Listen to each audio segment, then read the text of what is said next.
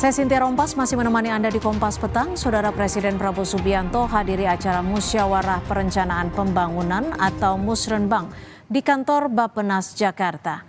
Selain dihadiri Wakil Presiden Gibran Rakabuming Raka, kegiatan Musrenbang dihadiri sejumlah Menteri Kabinet Merah Putih dan Kepala Daerah. Dalam sambutannya Presiden menekankan pesan soal pentingnya pembangunan ekonomi.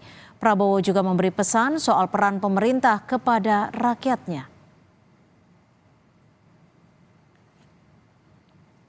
Pendiri-pendiri negara ini menghanut faham bahwa perekonomian disusun atas dasar azas kekeluargaan.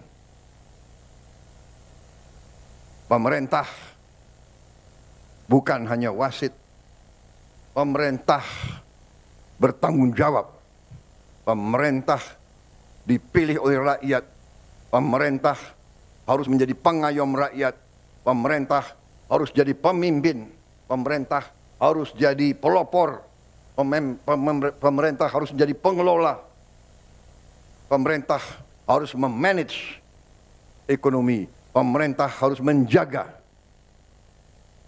segala kekayaan bangsa Indonesia. Apa saja pesan penting Presiden Prabowo Subianto dalam Musrenbang Nasional hari ini? Kita tanyakan jurnalis Kompas TV Cindy Permadi. Cindy, apa saja yang ditekankan Presiden Prabowo yang juga disebut menyinggung soal penegakan hukum terkait kasus korupsi?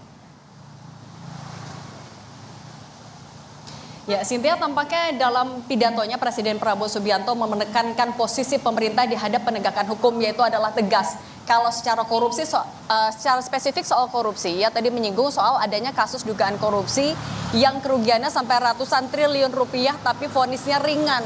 Kalau mengutip pernyataan Presiden, tadi ia bilang para hakim kalau kasusnya sudah jelas, kemudian para pelakunya sudah terbukti bersalah, apalagi merugikan negara sampai ratusan triliunan rupiah, vonisnya jangan ringan-ringan. Karena hal ini menurut Presiden dapat menimbulkan citra yang buruk bagi pemerintah, terutama Presiden. Apalagi masyarakat saat ini sudah lebih paham soal hukum, lebih paham juga soal penegakan keadilan. Ia bahkan tadi Presiden juga membandingkan adanya kasus pencurian ayam yang dilakukan oleh rakyat kecil, rakyat miskin, tapi justru mendapatkan vonis yang berat ditambah adanya intimidasi.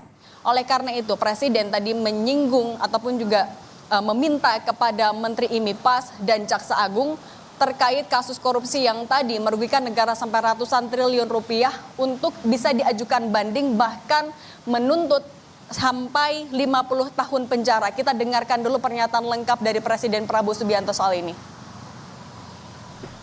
Kalau sudah jelas melanggar, jelas mengakibatkan kerugian triliunan, ya semua unsurlah. Terutama juga hakim-hakim, ya vonisnya jangan terlalu ringan lah.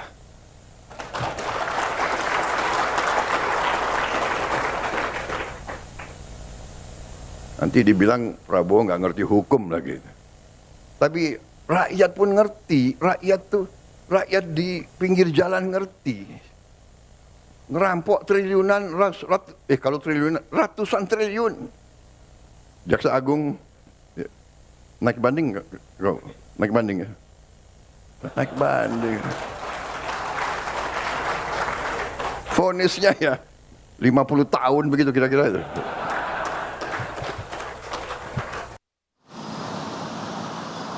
Menurut Presiden ini bisa jadi momentum yang pas bagi pemerintah untuk melakukan bebenah diri.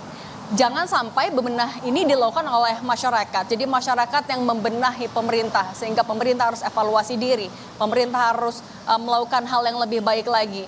Karena kalau kita juga mundur ke belakang, tampaknya ini menjadi rangkaian klarifikasi pernyataan Presiden Prabowo Subianto soal yang pada beberapa waktu lalu Presiden Prabowo Subianto ketika kunjungan kerja ke Kairo, Mesir sempat menyinggung soal pengampunan bagi koruptor selama ia mengembalikan kerugian negara. Yang kemudian tampaknya juga diterjemahkan oleh Kabinet Merah Putih untuk melakukan atau memberikan abolisi, amnesti, grasi, bahkan juga sempat ada isu pemberian denda damai bagi koruptor. Tapi tampaknya ini yang mau ditegaskan, mau diklarifikasi oleh Presiden Prabowo Subianto. Kemarin juga pada hari Sabtu di perayaan Natal Nasional, Presiden Prabowo Subianto menyatakan kalau Presiden tidak memaafkan koruptor.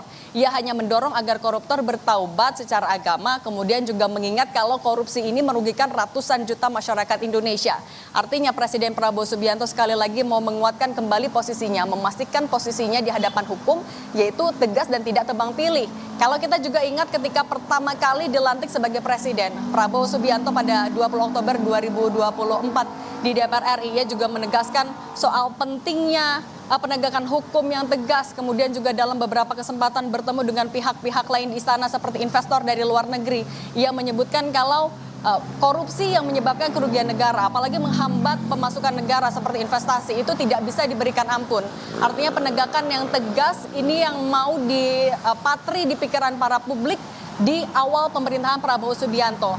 Nah, kemudian tadi juga selain soal korupsi yang juga ditekankan oleh Presiden Prabowo Subianto atau diterjemahkan dalam RPJMN tahun 2024-2029, ada juga soal pembangunan indeks modal manusia. Penurunan tingkat kemiskinan menjadi 4,5% di tahun 2029. Kemiskinan ekstrim harus 0% pada 2026, yang kemudian beberapa hal ini akan dilakukan melalui salah satunya adalah program makan bergizi gratis yang masuk dalam proyek strategis nasional. Kalau menurut Presiden Prabowo, proyek ini bisa menciptakan lapangan kerja dan pertumbuhan ekonomi 0,86% di tahun pertama dengan modal APBN 71 triliun rupiah. Cynthia. Baik, terima kasih atas laporan Anda, jurnalis Kompas TV Cindy Permadi.